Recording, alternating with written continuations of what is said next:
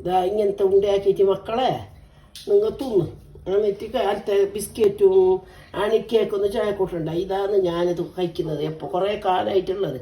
1/4 kilo എള്ള്, 1/4 kilo ചാമൻ്റെ അരി, 1/2 kilo മുത്താറി, 1/4 kilo ബദാമും, 1/4 കിലോ കപ്പലണ്ടി, 1/4 കിലോ വാൾനട്ടും ഇതെല്ലാം ഇല്ലുമ്പോൾ വേറെ വേറെ ബർത്ത്ഡേ ആയിട്ട് പൊടിച്ചതാവോ.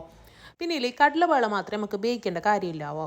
പിന്നെ നിങ്ങളെ കയ്യിലുള്ള എല്ലാം നട്ട്സ് എടുത്തിട്ടായിട്ട് അങ്ങനെ ബർത്ത്ഡേ ആയിട്ട് പൊടിക്കുക. പിന്നെ മക്കാൻ ഏറ്റവും നല്ല സാധനമാവോ. അപ്പം അത് കിട്ടുമെങ്കിൽ അത് ഉപയോഗിക്കാം. മധുരത്തിന് വേണ്ടിയിട്ട് ഈത്തപ്പായോ 1/4 കിലോ കരിപ്പെട്ടി, കുറച്ച് വെള്ളം ഇട്ടിട്ടായിട്ട് അതിനെ കുറച്ച് വേവിച്ചിട്ട് എടുക്കുക. അതിലേക്ക് തന്നെ റൈസിൻസ് ഇട്ടിട്ട് കൊടുക്കാവോ.